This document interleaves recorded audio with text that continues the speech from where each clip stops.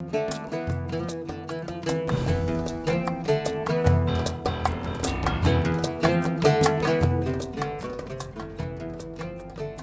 bien, seguimos en La Mira, como les anunciábamos, con la presencia del director del CERES, Ernesto Talvi. Ernesto, muchísimas gracias por estar. Un gusto, Gabriel, como siempre. Como todos los años, desde hace 19 años, desde el primer año te hemos tenido acá y siempre ha sido un placer, la verdad, tenerte. Para mí también, Gabriel. Un gusto estar con los tres. Muy bien, y fue en la exposición del CERES ayer,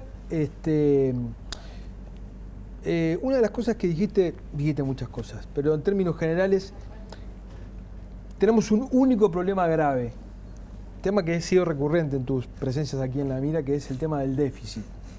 Un país que gasta más de lo que genera, de lo que recauda, ¿no? Pero sin embargo es un problema que se puede resolver, ¿no? Y sin embargo, desde la recuperación democrática para acá, hemos tenido todos los años de déficit, salvo un año, todos los años de déficit. ¿Por qué es grave y cómo se puede resolver? Bueno, en realidad dijimos que el problema del déficit es potencialmente grave. Federico estuvo en la conferencia y dijimos que lo que planteamos sin ningún dramatismo, porque el Uruguay está a tiempo, pero no tiene tiempo que perder. Así de simple, Gabriel. Cuando el doctor Vázquez asume, se encuentra con un desequilibrio fiscal que, de persistir, hace que, porque cuando uno gasta más de lo que le ingresa, tiene que colocar deuda. En la medida que uno se va endeudando, la calidad crediticia disminuye, o sea que el buen crédito eventualmente se puede terminar, y eso habitualmente ocurre de manera un poco traumática cuando las calificadoras de riesgo le quitan el grado inversor. Yo creo que el gobierno diagnosticó claramente que esa era un, riesgo, y decidió proceder con un ajuste fiscal que tuvo 3 etapas, ahora estamos viendo la tercera, y que incluyó aumentos de impuestos por 550 millones de dólares, sobreprecios en las tarifas públicas que estimamos solamente para UTE y para ANCAP en unos 450 millones de dólares anuales. Es decir, que parte del ajuste el gobierno intentó hacerlo transfiriendo dinero de los contribuyentes, familias y empresas que ya están pasando dificultades, para arreglar el problema de las finanzas del Estado. Agregó a eso una contracción importante de la inversión de las empresas públicas y un aplanamiento de la inversión del gobierno central en momentos que el país precisa inversión para modernizar la infraestructura.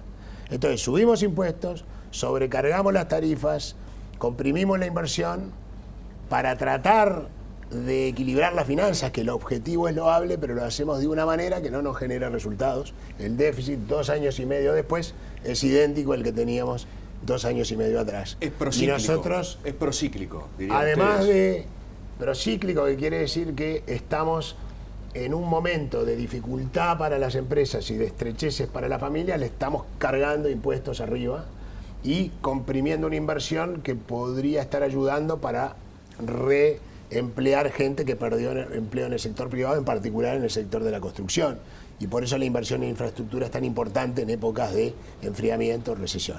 Esto que acabas de decir, entonces, me abre un montón de preguntas. Para cerrar esto, que es importante, lo que digo es, el diagnóstico fue correcto, la terapéutica, en nuestra opinión, no funciona. No funcionó. Entonces, lo que dijimos es, el Uruguay está a tiempo, sin ningún dramatismo, puede resolver este problema, pero hay que cambiar la pisada. ¿Cómo? No es esta la manera de resolverlo. ¿Cómo sería?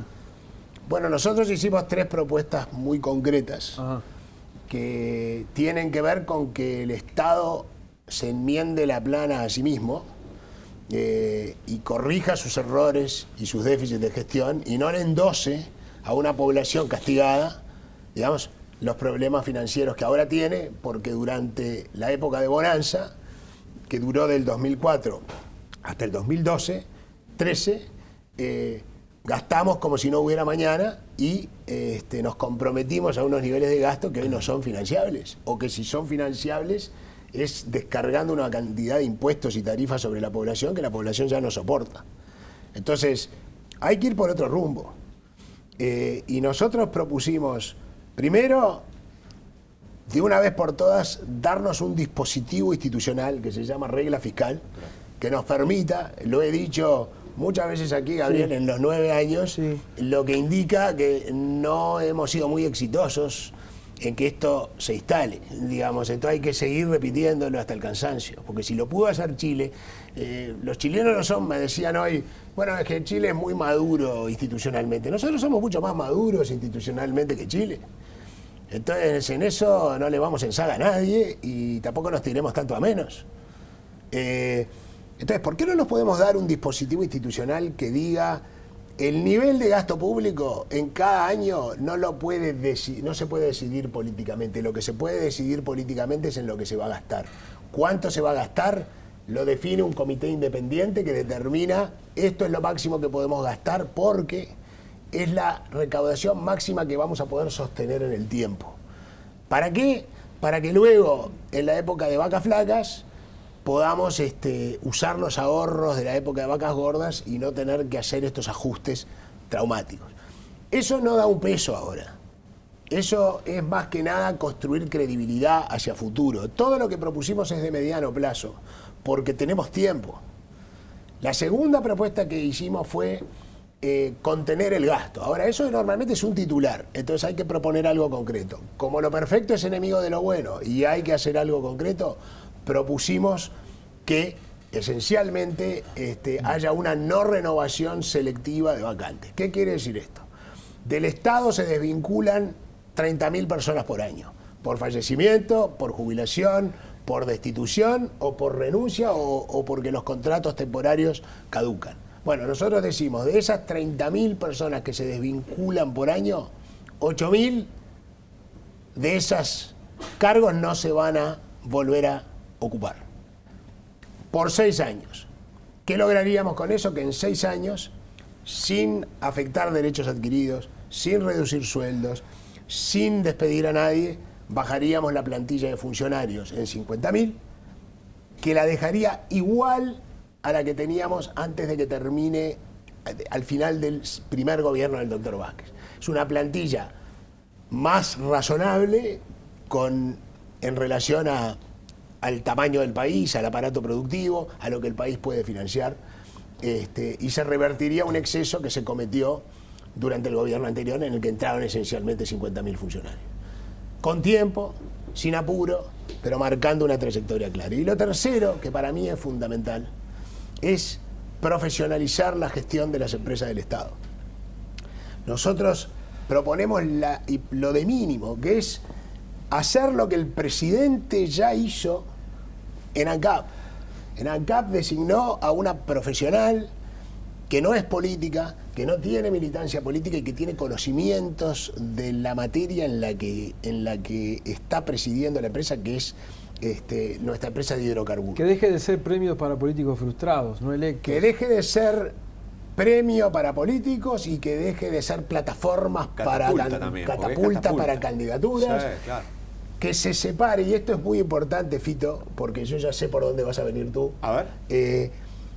Que se separe la gestión de la injerencia política, no de la supervisión política, Claro, porque claro, el gobierno, el Estado, a través del gobierno, siempre va a tener que supervisar a un cuerpo profesional idóneo en el manejo de organizaciones complejas, digamos, de que está actuando en el mejor interés de los dueños de las empresas, que somos los ciudadanos. Porque la única manera que tenemos los ciudadanos de controlar hacia dónde van esas empresas es a través de nuestros representantes. Totalmente. No pueden hacer lo que quieren, no pueden ser gerentes designados, no pueden actuar sin que nosotros las controlemos, nosotros los ciudadanos. Nosotros como ciudadanos, a través de nuestros representantes, Exacto. vamos a seleccionar a un grupo de personas idóneas por currículum que integren la totalidad de los directorios de todas las empresas, que estos se manejen con criterios profesionales, no con criterios políticos.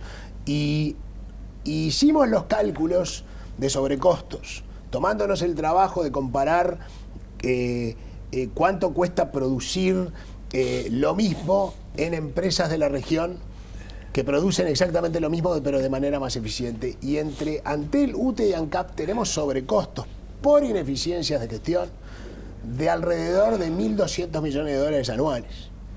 Entonces, si nosotros, y además hay evidencia muy clara, y el ejemplo más típico es el de Nueva Zelanda, donde un gobierno de centroizquierda, el laborista de Nueva Zelanda, profesionalizó la gestión de las empresas del Estado y generaron unas ganancias de eficiencia enormes. O sea, que no es un cambio nominal, es un cambio en el modelo de gestión, en donde la política deja de tener injerencia. Lo hizo Chile, lo hizo España, lo hizo Nueva Zelanda. Entonces, 1.200 millones de dólares que no van a ocurrir instantáneamente, sino en los próximos 5 o 6 años. Más otros 600, 700 millones de dólares por estos funcionarios que no se van reponiendo para volver a una plantilla normal. Se terminó el déficit fiscal. Se terminó sin necesidad de subir impuestos, ni de matar a la gente con las tarifas, ni de comprimir la inversión, que en el fondo la inversión en infraestructura, en los servicios públicos, es la capacidad productiva futura del país. Entonces, cambiar la pisada significa hacer cosas hoy que no nos van a dar pesos inmediatos, pero que generan una trayectoria que nos vuelve creíbles. Y si nos volvemos creíbles de que nuestras finanzas son sólidas, entonces vamos a desbloquear un montón de recursos que pueden venir de los bancos de desarrollo a financiar inversión en infraestructura que nos permita reactivar el empleo y generar capacidad productiva. Ahora, cuando uno piensa, bueno, ¿por qué no se hacen estas cosas? Y con lo primero que le viene a la mente es, y es caro, ¿no? Políticamente es caro. Yo creo que más caro es, esto es lo que me llama la atención, Federico. Por eso digo, el gobierno ha hecho un diagnóstico correcto cuando asume. Sí. Y esto lo dijo Fito, se lo leí en una de sus columnas o lo escuché en una de sus columnas aquí, ya no me acuerdo porque tiene como doble personalidad, entre el Observador y BTV. Como mínimo, no te conozco ninguna otra. Como mínimo está bueno. En fin, la tercera no la conozco. Mejor. Pero lo que tú decías, Fito, es que un gobierno que está dispuesto a pasar por el vía crucis de tener que aumentar impuestos, está demostrando seriedad de propósito. Yo te lo iba a preguntar, porque una cosa que lo digo yo, otra cosa que lo digas vos. Por eso, que a vos siempre te dicen que le das palo al gobierno. Importante que lo digas vos.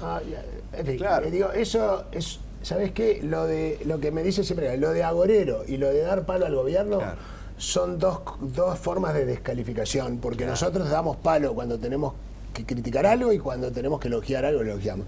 Entonces está claro de que el diagnóstico fue correcto y que se asumió el costo político de una terapéutica que yo creo que es equivocada, claro, porque claramente la terapéutica no funcionó, porque el déficit no baja, y quedamos finalmente expuestos a tener un golpe de suerte, que venga una mega inversión, que Argentina y Brasil levanten, en fin, que los capitales golondrina vuelvan, que ahora parece que están volviendo, y entonces nosotros salimos a colocar una emisión de deuda y la festejamos, y Argentina tres semanas después, hace 3 días, sale a colocar un bono a 100 años. Cuando uno ve que Argentina le está prestando a 100 años, dice, ¿qué pasa acá? Esto no es porque Argentina sea enormemente creíble, porque yo hablo con las personas no que invierten en papeluchos, sino que invierten en ladrillos y en maquinaria y que generan empleo y producción, y me dicen, no, mirá, yo en Argentina, hasta no saber si los Kirchner no vuelven, no invierto un peso,